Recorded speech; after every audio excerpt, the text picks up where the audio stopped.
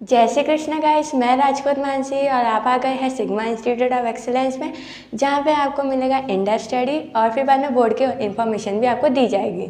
तो आज हम लोग पढ़ने वाले हैं स्टैंडर्ड 10th का फिजिक्स का chapter number 9, light reflection and refraction by Rajput Mansi. और ये PDF हमारे स्टूडेंट्स ने बनाई गई है। तो फिर इस लेक्चर को आज हम स्टार्ट करते हैं। व्हाट इज लाइट और मेंशन इट्स नेचर। लाइट क्या है, ठीक है। तो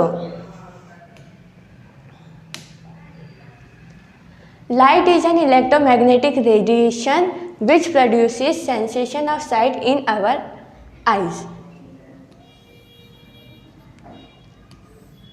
लाइट एक ऐसी इलेक्ट्रोमैग्नेटिक रेडिएशन है जो हमारी आंखों में एक सेंसेशन प्रोड्यूस करती है, जिसकी वजह से हमको कोई भी चीज़ें दिखती है, ठीक है। Normally light has a wave nature. Light जो है एक वेव की तरह फ्लो करती है। लाइट का नेचर वेव की तरह होता है। Note, in certain situation light behave somewhat like a stream of particle. Light कुछ कुछ सिचुएशन में ऐसे बिहेव करती है कि जैसे कोई वो धारा की तरह फ्लो कर रही हो, ठीक है।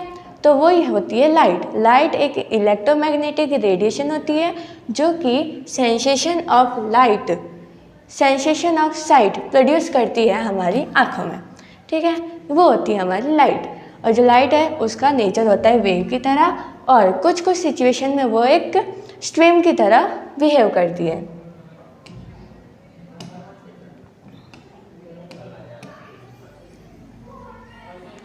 ठीक है। अब दूसरा हमारा क्वेश्चन है कि what make an object visible. कोई भी ऑब्जेक्ट दिखता है कैसे, यानी विजिबल वो कैसे होता है। जब answer when light falls on an object of the reflected light reaches our eyes and enable us to see the object. जब लाइट किसी ऑब्जेक्ट के ऊपर गिरती है और फिर बाद में वो रिफ्लेक्ट होती है हमारी आँखों में, तो वो जो लाइट है हमारी आँखों तक पहुँचती है और हमको कोई भी चीज़ दिखती है। तो इसी की वजह से कोई भी ऑब्जेक्ट विजिबल होता है। अगर इस कमरे की मैं सारी लाइटें बंद कर दूँ तो फिर यहाँ पे कहीं पे भी लाइट नहीं आएगी। मैं अगर पर्दे वर्दे लगा दूँ, कहीं से भी लाइट को एंटर ना होने दूँ, तब जाके लाइट इस रूम में नहीं आएगी और अंधेरा हो जाएगा तो मेरे को कोई भी चीज़ दिखेगी नहीं। इसलिए मेरे को कोई भी ऑब्जेक्ट पता नहीं चलेगा, ठीक है। जब लाइट होगी तभी हमको कोई भी ऑब्जेक्ट दिखेगा, ओके, ठीक है। वो दो क्वेश्चन हमारे कवर हो चुके हैं।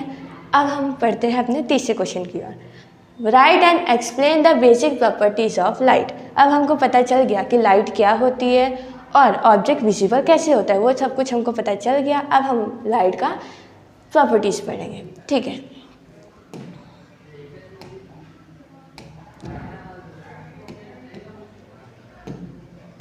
Light is a form of energy date travels in the form of waves. अब जैसे कि हमने पहले क्वेश्चन में पढ़ा, जो लाइट है वो एक वेव की तरफ फ्लो करती है, ठीक है।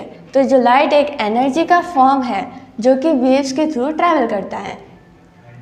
Waves of light known as electromagnetic waves. जो लाइट की वेव्स है उनको हम इलेक्ट्रोमैग्नेटिक वेव्स कहेंगे। Waves do not require any material medium for their propagation. Propagation का मतलब होता है ट्रैवल।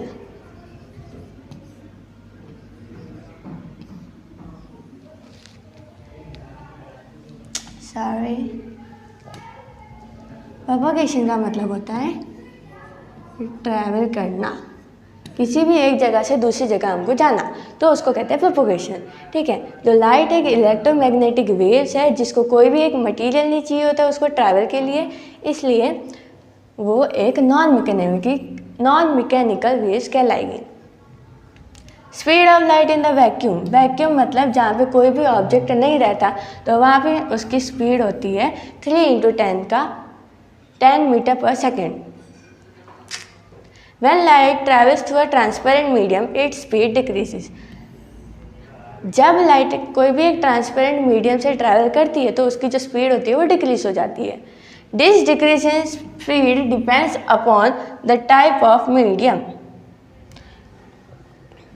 मतलब कि अगर लाइट की स्पीड डिक्रीज होती है तो वो उसके मीडियम के ऊपर डिपेंड करती है। जैसे कि वैक्यूम, वैक्यूम में उसकी स्पीड ज़्यादा होती है, अगर वो किसी ट्रांसपेरेंट मीडियम से जाती है तो उसकी स्पीड कम हो जाती है। जैसे जैसे मीडियम बदलते हैं स्पीड की, लाइट की स्पीड भी बदलती है। ठीक है। Wavelength of a visible light ranges from 4 × 17 metre, इसका मतलब होता है एंगस्ट्रॉम, एंड 8 × 7 मीटर 8000 एंगस्ट्रॉम। मतलब कि लाइट की जो वेवलेंथ होती है वो इतनी कम होती है जो कि अपने को एक स्ट्रेट लाइन में ही दिखती है। ठीक है। फिर पॉइंट नंबर 6 है अपना, wavelength of a light is very small as compare to the normal size of the object. Wavelength, light की वेवलेंथ इतनी स्मॉल होती है as compare to any object की नॉर्मल साइज से। किसी भी ऑब्जेक्ट की नॉर्मल साइज से छोटी होती है लाइट की वेवलेंथ, इसलिए वो हमको एक स्ट्रेट लाइन में दिखती है। In such situation light waves can be considered to travel from one point to another point in a straight line path joining them. मतलब कि कुछ कुछ सिचुएशन में अपने को ऐसा लगता है कि जो लाइट की जो वेव्स है वो हमको ऐसा लगता है कि वो एक स्ट्रेट लाइन में फॉलो कर रही है या ट्रेवल कर रही है। अ straight line path joining one point to another in the direction of propagation of light is known as ray of light. A straight line path joining one point to another in the direction of propagation of light is known as ray of light. मतलब कि जब कोई एक straight line path है किसी को join कर रहा है दूसरी डायरेक्शन में, another direction of the propagation of light, उसको हम कहते हैं रे ऑफ लाइट। ठीक है। और जब रे का ग्रुप होगा, रे ऑफ लाइट का ग्रुप होगा तो हम उसको कहेंगे beam, B B B B beam. ठीक है। अब ये क्वेश्चन भी हमारा कवर होता है। As so in the figure, when a ray of light is incident on a surface separating two media, example air and water, in general it is reflected and refracted and absorbed। मतलब कि इस figure में अपने को बताया जा रहा है, ये जो पॉइंट होता है इसको नॉर्मल कहते हैं, जो कि एक इमेजिनेशन लाइन होती है। जब कोई लाइट आती है किसी ऑब्जेक्ट पे इंसिडेंट होती है तो उसको हम कहते हैं इंसिडेंट रे, और वहीं से अगर वो रिफ्रैक्ट होती है तो हम उसको कहते हैं रिफ्रैक्टेड रे। अब जब ये होता है हमारा नॉर्मल, ये होता है इंसिडेंट रे और ये होता है रिफ्लेक्टेड रे। ठीक है। और इंसिडेंट रे और नॉर्मल मिलके एंगल ऑफ इंसिडेंट बनाते हैं, और नॉर्मल और रिफ्लेक्टेड रे मिलकर एंगल ऑफ रिफ्लेक्शन बनाते हैं। ठीक है। तो जब लाइट इंसिडेंट होती है सरफेस पे सेपरेटिंग टू मीडिया, दो मीडिया को सेपरेट करती है, तब वो उसको रिफ्रैक्टेड कहेंगे। In general it is reflection और रिफ्लेक्शन, या तो उसको हम रिफ्लेक्शन कहेंगे या तो फिर रिफ्रैक्शन, या तो फिर वो एब्जॉर्ब करी जाएगी। The incident light get reflected most from a completely polished shining plane surface. मतलब कि जो ये इंसिडेंट रे होती है वो मोस्ट ऑफ द टाइम, मतलब कभी कभार, मोस्टली एक पॉलिश सरफेस पे ही रिफ्लेक्ट करती है। ठीक है। जैसे कि ये हो गया प्लेन मिरर, प्लेन मिरर की सरफेस एकदम शाइनिंग होती है और एकदम स्ट्रेट होती है, तो यहाँ से वो रिफ्लेक्ट करेगी नहीं, इंसिडेंट करेगी। वो रे वहाँ से इंसिडेंट करेगी, वो फिर बाद में वहाँ से वो रिफ्लेक्ट करेगी, और वो कहाँ से करेगी, नॉर्मल से करेगी। ये होता है बीच का पॉइंट नॉर्मल। ठीक है। यहाँ से रे आई और वहाँ से रे गई। लाइट जितने डिग्री पे इंसिडेंट होती है उतने ही डिग्री से वापस बाउंस बैक करके वो रिफ्लेक्ट होती है, यानी angle of incidence is equal to angle of reflection होता है। ठीक है। ये नॉलेज मैंने थोड़ी पहले ही दे दी जो कि अभी अगले क्वेश्चन में आएगी। वैसे हम लोग स्मार्ट हैं क्योंकि हम सिग्मा वाले हैं। ठीक है। whereas the light incident on a transparent medium is mostly reflected होगा या तो फिर वो ट्रांसमिट होगा। ठीक है। जो लाइट की जितनी भी रेस होती है वो कन्वर्ज हो सकती है, या तो हम उसको मिला सकते हैं, और वो डाइवर्ज भी हो सकती है with the help of spherical और पैराबोलिक मिरर्स और लेंसेज। ठीक है। ये वाला पार्ट भी हमारा कवर हो चुका है। आई होप आपको पसंद आया होगा। अब हम चलते हैं नेक्स्ट पार्ट पे। अब हमको बताया गया है what is refraction of light. जैसे कि हम लोगों ने पहले पढ़ा, ये हमारा एक सरफेस है, पॉलिश सरफेस है, शाइनिंग सरफेस है, मतलब इसको हमने प्लेन मिरर बना लिया, ठीक है। अब यहाँ से बन गया हमारा इमेजिनेशन लाइन, हमारा नॉर्मल, यहाँ से लाइट इंसिडेंट हुई और यहाँ से वही रे वापस रिफ्लेक्ट हुई, ठीक है। द फिनोमिनन, फिनोमिनन का मतलब होता है घटना। घटना मतलब वो वाला घटना नहीं, मतलब कि जैसे किसी का एक्सीडेंट हो जाता है तो वो जो घटना घटती है ना, वो वाला घटना। Are the light rays bouncing back, bouncing back, यहाँ से रे आई, वहाँ से बाउंस करके वापस चली गई।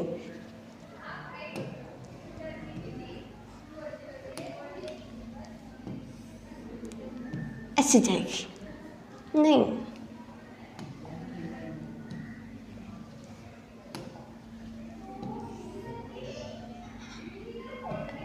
ऐसे जाएगी वो, ठीक है। ऐसे आई वैसे बाउंस करके चली गई।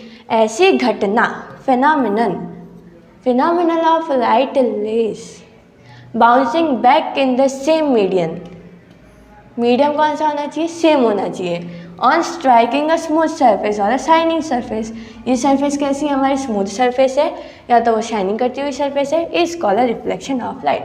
मतलब कि जब कोई रे, light rays bouncing back in the same medium, अब देखो पहले वो बाउंसिंग बैक नहीं करेगी, पहले वो लाइट आएगी फिर बाद में वो बाउंस करेगी। यहाँ से वो आई इंसिडेंट रे, फिर यहाँ से गई वो रिफ्लेक्टेड रे, जिस डिग्री में आएगी उसी डिग्री में जाएगी। और वो कब करेगी, जब उनका क्या होगा, मीडियम सेम होगा, सेम मीडियम, ठीक है। On striking a smooth surface, अगर वो ऐसी सरफेस होगी तो नहीं हो पाएगा, ठीक है। Is called reflection of light, मतलब इस सरफेस पे जो रिफ्लेक्शन होगा वो रेगुलर रिफ्लेक्शन नहीं होगा, उसको हम इरेगुलर और डिफ्यूज रिफ्लेक्शन कहेंगे, ठीक है। रिफ्लेक्शन इज टू टाइप, हमने फिर से पहले बता दिया। पहले रिफ्लेक्शन को हम कहेंगे रेगुलर रिफ्लेक्शन, जो कि स्मूथ सरफेस पे होती है, और दूसरी होती है इरेगुलर, जो कि ऊबड़ खाबड़ वाली ज़मीन पे होती है, ठीक है। फिर से हमने पहले पढ़ लिया क्योंकि हम सिग्मा वाले हैं। What are regular and irregular reflection of light, ठीक है। वही, ये रही हमारी प्लेन सरफेस और ये रही हमारी ऊबड़ खाबड़ वाली ज़मीन, ठीक है। अब हम लोग पहले पढ़ेंगे regular reflection. Regular reflection of light when a parallel beam, अब जैसे कि बीम का मतलब हमने पढ़ा था, जब रे का ग्रुप होता है हम उसको बीम कहते हैं। Of light is incident, incident मतलब आती है, इधर से आती है फिर बाउंस बैक करती है, ये हो गई इंसिडेंट रे, ये हो गई रिफ्लेक्टेड रे, ठीक है। On a shining plane and smooth surface, ये सरफेस कैसी है, शाइनिंग है, स्मूथ है, ठीक है, एकदम मस्त। The beam remains parallel, parallel का मतलब होता है मतलब कि वो आगे जाके कभी भी मिलेगी नहीं, मतलब कि अगर हमने मान ली एक ऐसी लाइन और एक ऐसी लाइन, यानी ये आगे जाके मिलने वाली है, पर अगर पैरेलल होगी तो वो आगे चल के नहीं मिलेगी, ठीक है। After reflection in a specific direction, वो एक स्पेसिफिक डायरेक्शन में जाएगी, such reflection of light is called regular reflection. जब parallel beam of light, parallel beam यानी ये जो जितनी भी आ रही है सब पैरेलल आ रही है, पैरेलल आएगी तो पैरेलल ही जाएगी, ठीक है। Parallel beam of light is incident on shining plane, shining plane, ये रहा हमारा शाइनिंग प्लेन, ठीक है। एंड स्मूथ सरफेस, कोई भी smooth surface, the beam remains parallel after reflection in a specific direction, जिस डायरेक्शन से आएगी, ठीक है, तो वो एक स्पेसिफिक डायरेक्शन में ही जाएगी। अब देखो क्या होगा ना, वो जिस डिग्री से आएगी ना वो उसी डिग्री से वापस जाएगी, जिस डिग्री से आई उसी डिग्री में गई, ऐसे करके करके वो गई, तो ये क्या हो रहा है, पैरेलल है, ठीक है, एक दूसरे से पैरेलल है, ये दोनों मिलेगी नहीं, ठीक है। After reflection in specific direction, एक स्पेसिफिक डायरेक्शन में, उसी को हम कहते हैं रिफ्लेक्शन ऑफ लाइट, और अगर प्लेन सरफेस पे हो रहा होगा तो वो होगा रेगुलर रिफ्लेक्शन, ठीक है। सी फिगर 1 हमने देख भी लिया, ठीक है। एग्जाम्पल, अब जो रेगुलर रिफ्लेक्शन है उसका एग्जांपल है हमारा प्लेन मिरर। प्लेन मिरर यानी जिसमें हम अपना थोबड़ा देखते हैं, वही वाला अपना प्लेन मिरर। अब होता है इरेगुलर रिफ्लेक्शन ऑफ लाइट। अब इरेगुलर क्या होता है ना कि ऊबड़ खाबड़ वाली जमीन, जैसे कि ये देख लो, when a parallel beam, light आ तो रही है पैरेलल, बन जाएगी पैरेलल नहीं, of light is incident on a rough surface और एन इरेगुलर सरफेस, मतलब कि कोई भी रफ सरफेस है तो फिर इरेगुलर सरफेस पे, तो फिर the parallel beam of light does not remain parallel.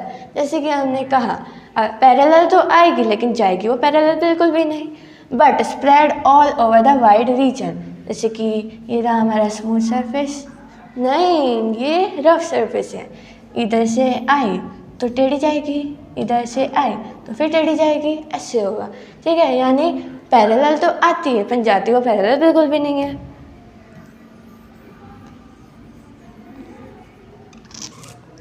ठीक है, और जैसे कि इसमें रेगुलर में क्या था, जैसे आई वैसे गई, ठीक है, पर इसके अंदर वो पैरेलल नहीं जाएगी, पूरे रीजन में ना वो फैल जाएगी।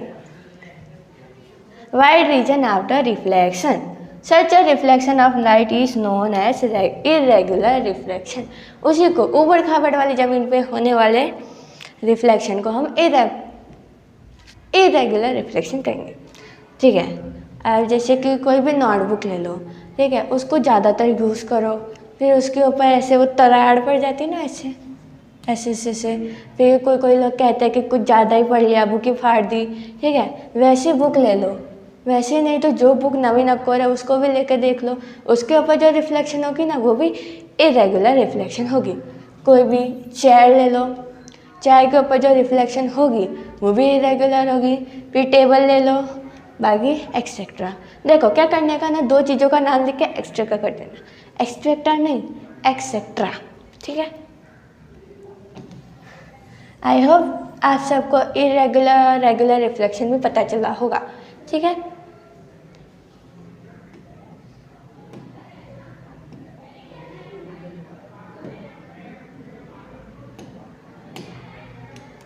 अब हम लोग बात करेंगे right the definition of angle of incident and angle of reflection in case of reflection of light. जैसे कि हम फिर से सिग्मा वाले हम लोगों ने पहले ही पढ़ लिया, अब फिर से हम लोग बता देंगे, ठीक है, ताकि इसके मार्क्स भी आप लोगों के कवर हो जाएंगे। Right a definition of angle of incidence and angle of reflection in case of reflection. ठीक है, हमको एंगल ऑफ इंसिडेंट बताना है, एंगल ऑफ रिफ्लेक्शन बताना है, किसके केस में, रिफ्लेक्शन के केस में। अब अपना एंगल ऑफ इंसिडेंट होता क्या है, the angle made by an incident ray. अब जैसे कि हम लोगों ने देखा कि जो रे आएगी हम उसको इंसिडेंट रे कहेंगे, ठीक है, विथ द नॉर्मल, ये जो नॉर्मल होता है at the point of incident. अब इस पॉइंट को हम कहेंगे इंसिडेंट, ठीक है, is called the angle of incident. ठीक है, जब कोई भी एंगल इंसिडेंट रे के द्वारा बना गया है, किसके साथ में, नॉर्मल, और कौन से पॉइंट पे, इंसिडेंट पॉइंट पे, उसको हम कहेंगे एंगल ऑफ इंसिडेंट। ठीक है, देखो यहाँ से कोई भी रे आई, स्ट्रेट नहीं बनी, बनाते हैं हम, ये रहा हमारा नॉर्मल, इधर से रे आई, इंसिडेंट हुई तो हम ऐसा एरो मारते हैं, ठीक है, फिर बाद में हमने इसको कर दी रिफ्लेक्ट कर दी तो हम ऐसा एरो मारेंगे, ठीक है। अब ये जो इंसिडेंट रे है और ये जो नॉर्मल है, इस पॉइंट को जब वो लोग मीट करते तो वो क्या हो जाएगा, पॉइंट ऑफ इंसिडेंट हो जाएगा, और वो दोनों मिलकर ये जो एंगल बनाएंगे ना, थीटा मतलब डिग्री, ठीक है, उसको हम कहेंगे angle of incident, angle of incident. ठीक है, अब हम बात करते हैं एंगल ऑफ रिफ्लेक्शन की। Angle of reflection, the angle of made by the reflected ray. ये तो हो गया था इंसिडेंट रे, अब हम बात करते हैं रिफ्लेक्टेड रे। जो इंसिडेंट होने के बाद जो रिफ्लेक्ट होती है उसको रिफ्लेक्टेड रे कहते हैं, ठीक है, with the normal drawn at the point of incident, ठीक है, विद द नॉर्मल के साथ जो बनाया गया ये पॉइंट ऑफ इंसिडेंट, उसके साथ में जब वो कोई एक एंगल बनाएगी तो उसको हम लोग कहेंगे एंगल ऑफ रिफ्लेक्शन, ठीक है, उसी एंगल को हम कहेंगे एंगल ऑफ रिफ्लेक्शन। अब आप लोगों को एक बात बता दूँ कि रिफ्लेक्शन के अंदर angle I is equal to angle R होगा, क्योंकि रे जिस एंगल से इंसिडेंट होती है उसी एंगल से रिफ्लेक्ट भी होगी, ठीक है। अब हम लोग बात करते हैं the laws of reflection of light. ये जो क्वेश्चन है मार्च 2022 में आया था, डाइजेस्ट में था, लेकिन ये बोर्ड में आया था, ठीक है। तो ये वाला क्वेश्चन पढ़ के जाना ज़रूरी है। और जैसे कि आप लोग इस ऑनलाइन से पढ़ रहे हो, ऑनलाइन सेशन से पढ़ रहे हो, तो आप लोगों को रट्टा भी हो जाना चाहिए, ठीक है। Write the laws of reflection of light. Reflection किसका होगा? लाइट का होगा, तो हम उसी का ही पढ़ेंगे, ठीक है। The laws of reflection of light are as follows. वो हमको बोल रहे हैं कि नीचे दी गए हैं। The angle of incidence is equal to the angle of reflection. जैसे कि हम फिर से सिग्मा वाले हम लोगों ने पहले पढ़ लिया, यानी I is equal to are होगा, ठीक है। The incident ray, the normal at the point of incidence and the reflected ray all, यहाँ पे लाई होगा, LI, झूठ वाला नहीं, आए गए हैं इन द सेम प्लेन। इधर पे है सेम प्लेन, ठीक है। ये वाली फोटो देख लेते हैं, यानी रिफ्लेक्टेड रे नहीं, incident ray, reflected ray, normal और पॉइंट ऑफ इंसिडेंट, ये सब कुछ एक ही प्लेन में आए गए हैं, ठीक है। ये ऐसा ये लोग कह रहे हैं इंसिडेंट रे। अब आपको ना इमेजिनेशन कर लेनी है कौन कौन सी क्या क्या चीज़ें एक लाइन में आती हैं, यानी ये हो गया इंसिडेंट रे, ठीक है। यहाँ पे आ गया अपना नॉर्मल, इतना नीचे नहीं होता,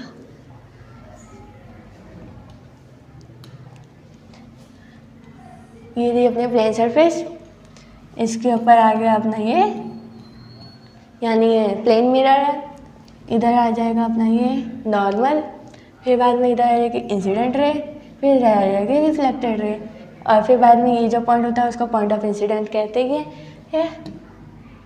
तो अब आपको दिख रहा होगा ये अलग अलग तो नहीं आया है, यानी ये एक ही प्लेन में आए हैं, ठीक है।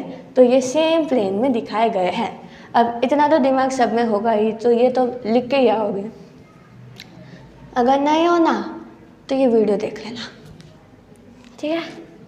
फिर बाद में हम बात करते हैं इम्पोर्टेंट नोट्स की। अब आप लोग सोच रहे होंगे जो रिफ्लेक्शन का जो लॉ है ना, वो सिर्फ रेगुलर रिफ्लेक्शन पे काम करता है, इरेगुलर पे नहीं। पर ये जो है वो दोनों के ऊपर काम करता है, रेगुलर पे भी और इरेगुलर पे भी, क्योंकि वो होता रिफ्लेक्ट ही रहा है ना। The laws of reflection are applicable to all type of reflecting surfaces including spherical surfaces. वो सिर्फ प्लेन सरफेस पे ही नहीं, लेकिन वो स्पेरिकल सरफेस पे भी काम कर सकता है, ठीक है। अभी हम लोग अगले सेशन में पढ़ेंगे स्पेरिकल मिरर्स क्या होते हैं, तो आज पहले ये देख लेते हैं, ठीक है। फिर बाद में more over this law can be, फिर से हम लोग सिग्मा वाले, मोर ओवर दिस लॉ, ये जो लॉ है वो एप्लीकेबल बोथ रेगुलर सरफेस पे भी है और इरेगुलर पे भी है, ठीक है, क्योंकि वो तो रिफ्लेक्ट ही रहा है। A ray of light which is incident normally on the mirror is reflected back along its own path, that is angle, ये कुछ गलत लिखा है यहाँ पे, यानी मैं बता देती हूँ। अगर ये रहा अपना प्लेन सरफेस, अब कुछ लोग ऐसे सोच लेते हैं कि अगर हमारी जो रे है वो नॉर्मल से ही आए तो क्या होगा, यानी अगर वो रे नॉर्मल पे आती है तो वो नॉर्मल से ही वापस चली जाएगी, ठीक है। ये मैं आपको ड्रॉ करने के लिए दिखा रही हूँ, यानी लेकिन वो होती है एक स्ट्रेट लाइन में ही है। अगर वो नॉर्मल पे आ रही है, अगर वो इंसिडेंट नॉर्मल पे हो रही है, तो वो नॉर्मल से ही वापस चली जाएगी, जहाँ से आई है वहाँ पे जाएगी, ठीक है। और जो सिल्वर मैटर जो होता है अपना, वो बेस्ट रिफ्लेक्टर है लाइट का, ठीक है। ये MCQs में आ सकता है। कि ऐसा कौन सा मेटल है जो कि बेस्ट रिफ्लेक्टर है, तो जो कि अपना सिल्वर है, चांदी है, वो अपना बेस्ट रिफ्लेक्टर है। ठीक है, अब हम बात करते हैं when it is said that image has been form of an object, clarify about the types of image. ठीक है, अब हम लोग इमेज के टाइप्स पढ़ेंगे। पहले तो हमको ये बताना होगा कि कब ऐसा कहा जाता है कि इमेज बन गई है किसी ऑब्जेक्ट की। ठीक है, when a number of rays, जब number of rays starting from a point of an object, किसी पॉइंट के ऑब्जेक्ट के किसी पॉइंट से स्टार्ट होती है, आफ्टर रिफ्लेक्शन और refraction meet at another point और अपीयर टू मीट, इधर डैट इज आएगा, ये एल ई नीले नहीं, आई पॉइंट, इसको हम कहते हैं that is gives illusion of meeting at another point. मतलब कि जब नंबर ऑफ रेज या कि ग्रुप बीम जब किसी ऑब्जेक्ट के पॉइंट से स्टार्ट करती है, फिर रिफ्लेक्शन और रिफ्रैक्शन के बाद किसी पॉइंट पे मीट करती है, ये अपने को ऐसा इल्यूजन देती है, आभास देती है कि वो मीट हो रही है किसी दूसरे पॉइंट पर, तो जो दूसरा पॉइंट होगा ना वो अपना होगा इमेज। ठीक है, किसकी? फर्स्ट पॉइंट की। फर्स्ट पॉइंट क्या? अपना किसी ऑब्जेक्ट का पॉइंट। ठीक है, एक बार फिर से बताया था, कोई कन्फ्यूजन ना हो तो, जब नंबर ऑफ रेज यानी ग्रुप किसी पॉइंट के किसी ऑब्जेक्ट के पॉइंट से स्टार्ट होता है, फिर रिफ्लेक्शन और रिफ्रैक्शन के बाद किसी पॉइंट पे मीट होता है, या हमको ऐसा लगता है कि वो मीट हो रहा है, तो उसको हम लोग, तो जो सेकेंड पॉइंट मिलेगा हमको, वो हमारा इमेज कहा जाएगा पहले पॉइंट का। ठीक है, क्लियर हो गया? ठीक है, there are two type of images. अब इमेजेस भी दो टाइप की होती है, एक रियल और एक वर्चुअल। रियल मतलब असली है और वर्चुअल मतलब आभासी। ठीक है, पहला हम बात करते हैं रियल इमेज। ठीक है, when the rays of light actually meet at a point after reflection और refraction, the image form is called a real image. जब वो एक्चुअली किसी पॉइंट में मीट कर रही हो, ठीक है, आफ्टर रिफ्लेक्शन या तो फिर रिफ्रैक्शन। हमने रिफ्लेक्शन तो कवर कर लिया, रिफ्रैक्शन पढ़ना बाकी है, तो रिफ्रैक्शन हम लोग नेक्स्ट लेक्चर में पढ़ लेंगे। तो पहले आज रिफ्लेक्शन ख़त्म करते हैं। आफ्टर रिफ्लेक्शन और रिफ्रैक्शन जो इमेज फॉर्म हो रही है वो हमको रियल इमेज मिलेगी। जब वो, बस इतना लिखना है, actually meet at a point. जब वो एक पॉइंट में मीट हो जाती है तो वो रियल इमेज कहलाती है। ठीक है, real image can be obtain on a screen.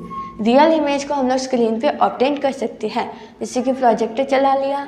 ठीक है, real image is always inverted, वो हमेशा इन्वर्टेड रहेगी।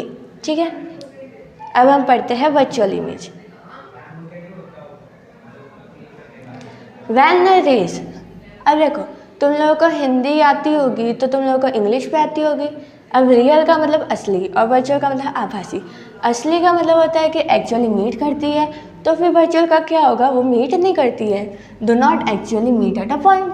ठीक है, when the rays of light after reflection और refraction do not actually meet at a point but appear to meet, the image form is called a virtual image. तो वो image हमारी virtual image का आ जाएगी।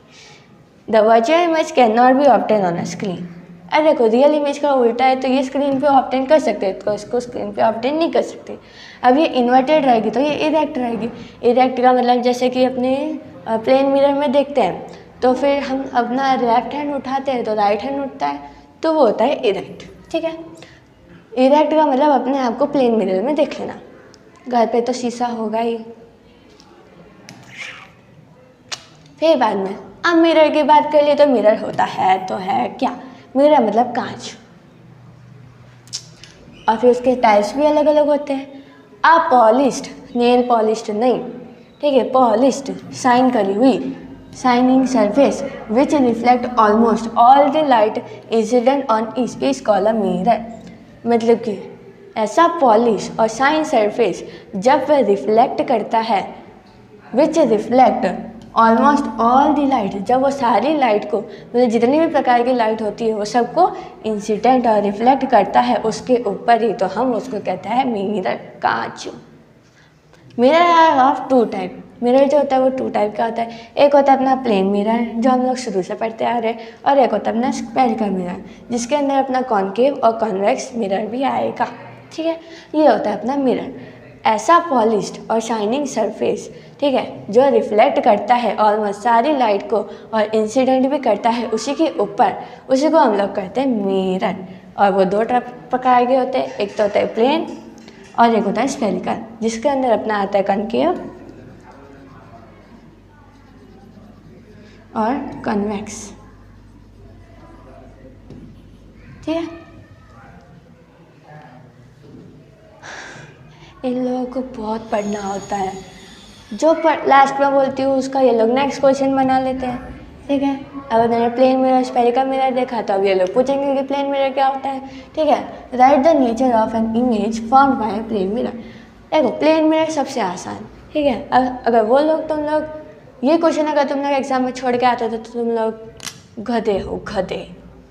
If the reflecting surface of a mirror is flat, जैसे कि हमने regular reflection में पढ़ा था, क्या होगी, सरफेस अपनी फ्लैट होगी। ठीक है, then the mirror is called plane mirror, तो उसी को हम प्लेन मिरर कहेंगे। प्लेन मिरर को दर्शाने के लिए अपने को ऐसे लाइनिंग पार देने की। Okay, the nature of an image form by a plane mirror are as follows. Follows मतलब नीचे है। ठीक है, the image form by a plane mirror is always virtual और इरेक्ट होगी। वर्चुअल का मतलब आभासी और इरेक्ट का मतलब जैसे कि मैंने कहा था अपनी शक्ल अगर अपने कांच में देखते हैं, शक्ल नहीं बॉडी देखते हैं, लेफ्ट हैंड उठाते तो राइट दिखता है, राइट उठाते हो तो लेफ्ट दिखता है। The size of the image is equal to that of the object.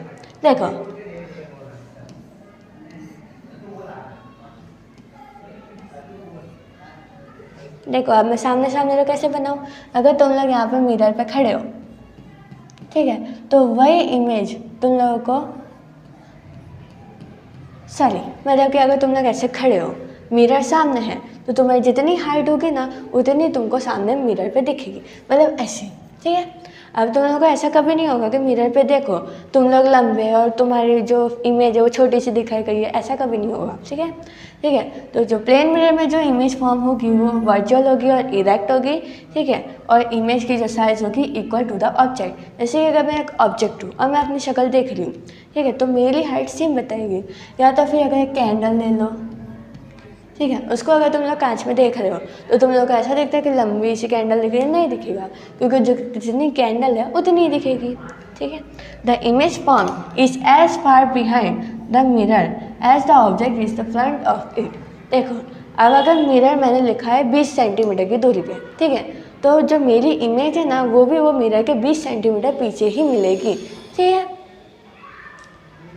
The image form as far behind the mirror as the object in the front of it। देखो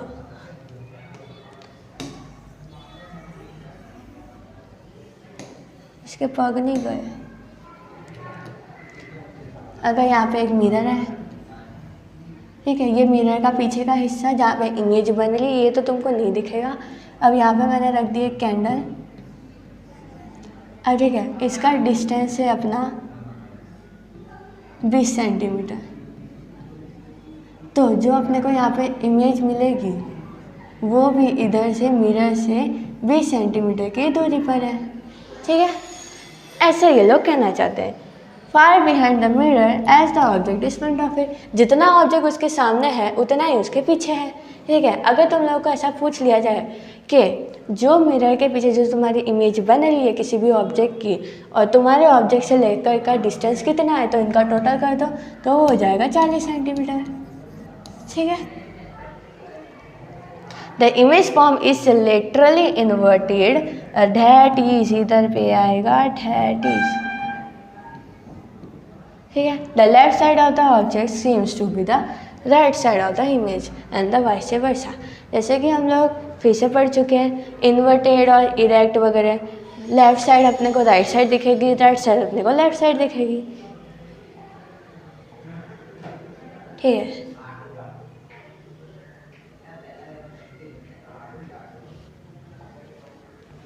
अब आज का अपना लास्ट क्वेश्चन होगा ये, state the uses of plane mirror. Plane mirror के अपने uses क्या है, यूजेस नहीं यूजेस। ठीक है, प्लेन मिरर के यूजेस क्या होते हैं? यूजेस नहीं, यूजेस, ठीक है। A plane mirror is commonly used as looking, अपना थोबड़ा देखने के लिए सिंपली, ठीक है। पर तुम लोग एग्जाम में थोबड़ा मत लिख के आना, ठीक है। Mirror is commonly used as looking in the glass, अपना थोबड़ा देखने के लिए ही यूज़ होता है थोबड़ा, ज़्यादा वो दूर हो गया तो फेस, ठीक है। Plane mirror are use in making periscope and kaleidoscope, ठीक है। पेरिस्कोप यानी वो जेड जैसा जो आता है, जो कि अपने सबमरीन में होता है ना, ऐसे यहाँ पे पानी, इधर पे वो सबमरीन, ठीक है। फिर बाद में उसका जो एक वो जो क्या होता है कैमरा होता है ना, वो इधर होता है। अब तुम लोग सोचते हो कि वो कैसे दिखता है, यानी यहाँ पे कोई चीज़ है तो उसकी इमेज अपने को यहाँ पे दिखेगी, ठीक है। वो होता है पेरिस्कोप। और कलाइडोस्कोप यानी कि वैसे सिलेंडर शेप का होता है, उसके अंदर बहुत सारे मिरर्स डाले होते हैं और उसके अंदर जैसे कि कांच की चूड़ी डाल दो तो अगर देखते हैं तो उसके अंदर बहुत सारी अच्छी अच्छी डिज़ाइंस बनती हैं, उसको कहते हैं हम कलाइडोस्कोप, ठीक है। अगर आपको ये सेशन अच्छा लगा हो तो इसको लाइक कर देना, सब्सक्राइब कर देना, और जो बेल आइकन होता है ना, बेल आइकन उसको दबा देना, ताकि आपको मेरा थोड़ा भी बार बार देखने को मिलता रहे, ठीक है। आज के लिए बस इतना ही, ठीक है। शुक्रिया और जय श्री कृष्णा।